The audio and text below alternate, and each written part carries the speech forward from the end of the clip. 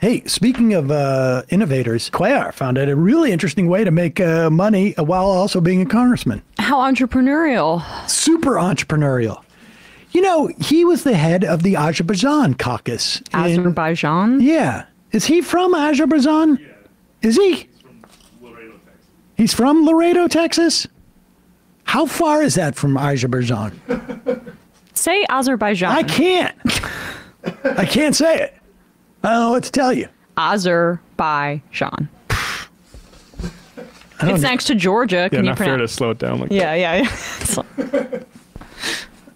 I don't have time to Azerbaijan. You have some deals to make with oil companies in exchange for some favorable U.S. policy, I guess. You recall that a year and a half ago, Nancy Pelosi endorsed Henry Cuellar, despite the fact that he's anti-abortion, and had a progressive primary challenger in Jessica Cisneros, who came within less than 300 votes of defeating him. In 2022.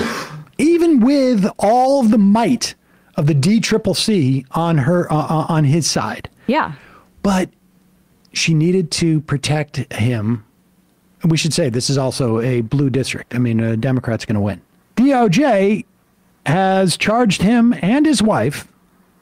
Maybe it's the family values that was so attractive about him, with bribery and money laundering related to their ties with a bank in Mexico and an oil and gas company controlled by Azerbaijan, which is apparently 7,000 miles away from Laredo, Texas. From 2014 to 2021, the Cuellars allegedly accepted roughly $600,000 in bribes from the two foreign entities in exchange for the congressman performing official acts. The bribe payments were allegedly laundered pursuant to sham consulting contracts through a series of front companies and middlemen into shell companies owned by Imelda Cuellar, who performed little to no legitimate work under the contracts. In exchange for the bribes paid by the Azerbaijani oil and gas company, Congressman Cuellar allegedly agreed to use his office to influence U.S. foreign policy in favor of Azerbaijan. In exchange for the bribes paid by the Mexican bank, Congressman Cuellar allegedly agreed to influence legislative activity and to advise and pressure high-ranking U.S. executive branch officials regarding measures beneficial to the bank. You know, it's amazing. The guy had to be, I wonder if he even who set up the Azerbaijan caucus? Yeah, we got to look into that. That is the best part of the story, because if Henry Cuellar goes into some office and is like, hey, why don't we have better contracts for this oil and gas company in Azerbaijan? People will be like, dude, you're from Laredo, Texas. Like, why is there a high percentage of Azerbaijani immigrants in Laredo, Texas? We haven't found any evidence of that. I mean, I couldn't find more up-to-date census data, but per the 2000 census, there was around 3,100 Azerbaijani people in Texas total. Okay. In Texas total? Yeah. Well, maybe they're all in Laredo. Yeah, I mean, but you're also assuming that, look, we had the Menendez indictment just come down. This might be more widespread as a practice than we realize, but Biden's DOJ is prioritizing it, potentially? That's very possible. Cuellar is a one-time co-chair of the Congressional Azerbaijan Caucus. But he hit the bullseye in that one time. Yeah, I guess so.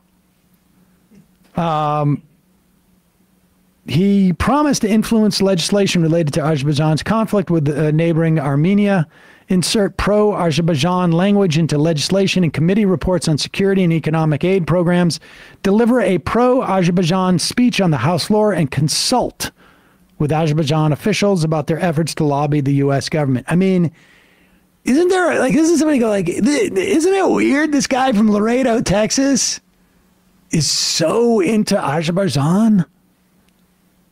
It's like Eric Adams. Like, yeah, of course I'm a Brooklyn party chair. Why wouldn't I take multiple trips to Turkey? And then also like star in a low budget film for them. Just make an appearance because I love Turkish food or something. And here's the sort of ugliest part of this is, of course, the primary has already happened in Texas.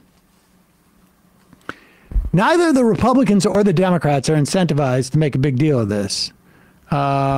until he's convicted, because so many of all of them are already under suspicion. And in this instance, the Democrats are like, we don't have a replacement for him in the general election. And Democrats are clearly hoping he wins the general election and then he has to resign, and then there's a special election.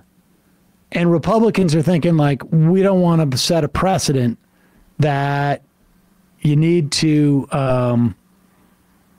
call for someone's resignation if they're just being investigated for this stuff, because we have too many guys falling down like that. Which is amazing, because this is almost identical to the accusations against Hunter and Joe Biden about, like, basically peddling influence on behalf of a foreign oil company, and then getting money in exchange for doing their bidding. But it's just crazy, too, because people forget his house was raided by the FBI in the middle of the primary against Cisneros.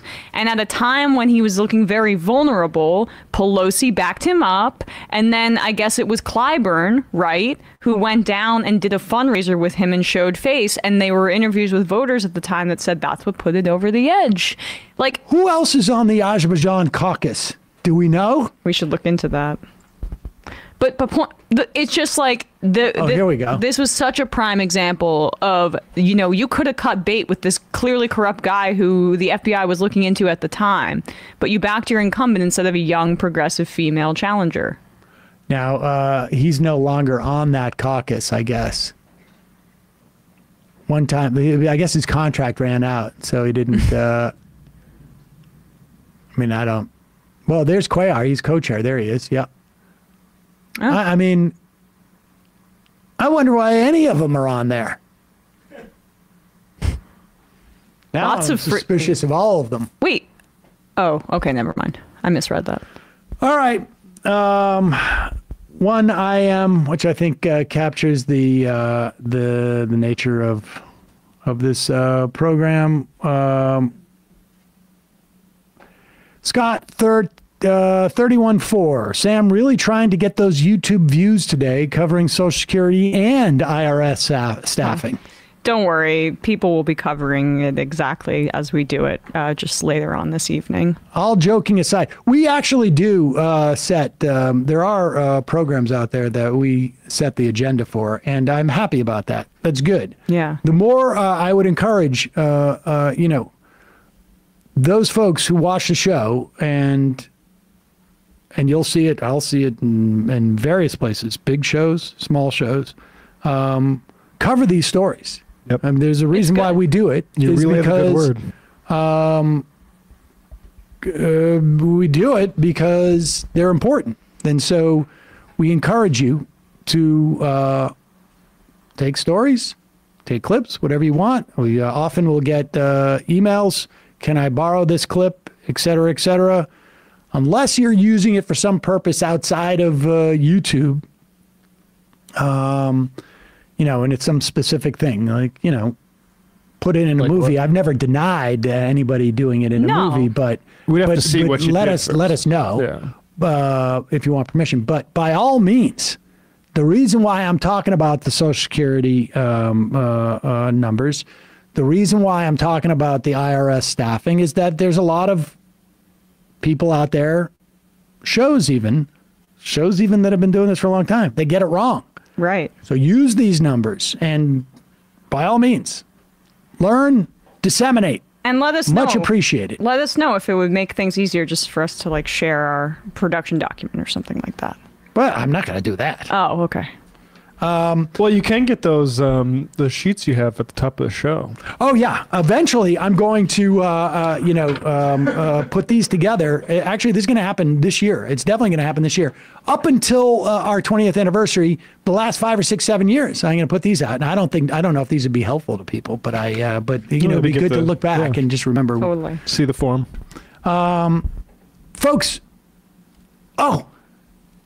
I mentioned this yesterday, but the AM Quickie is killing it. So good. And do yourself a favor.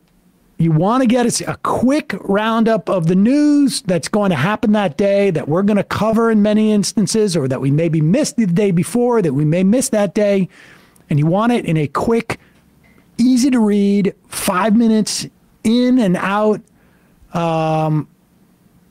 Corey and Jacob do a great job with the amquickie.com. Do yourself a favor. It's free 3 days a week. And it's a couple of bucks if you want it 5 days a week, a month.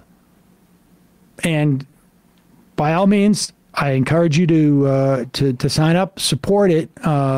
It's not a moneymaker for us, but I think it's a really helpful tool for everybody. But at the very least, do yourself a favor and get it. And it's also a good way to, maybe forward it to somebody else. And, they can see clips sometimes of the show down at the bottom, et cetera, et cetera. So I'm going to get some family members to sign up for it because I feel like, people really like that stuff. Like, I was talking to a friend the other day who listens to The Toast, right? And she was like, I used to listen to this because she's just interested in politics, getting the news as quickly as possible. She's like, they're so Zionist, I can't do it anymore. And so I think like having this kind of stuff as alternatives for people to have like a quick, hit of the news is really good. And they just do such a thorough and great job, Corey and Jacob. Also, reminder, it is your support that makes this show possible. You can become a member by going to jointhemajorityreport.com.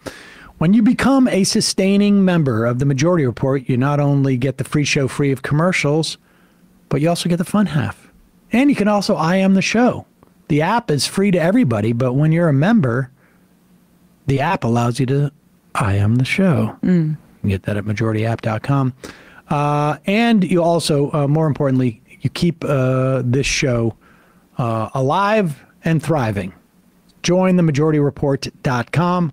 Hey, folks, don't forget to hit the subscribe button and check out our daily show. We do it every day at 12 p.m. Eastern for about 2.5 hours. We even take phone calls. You should check that out.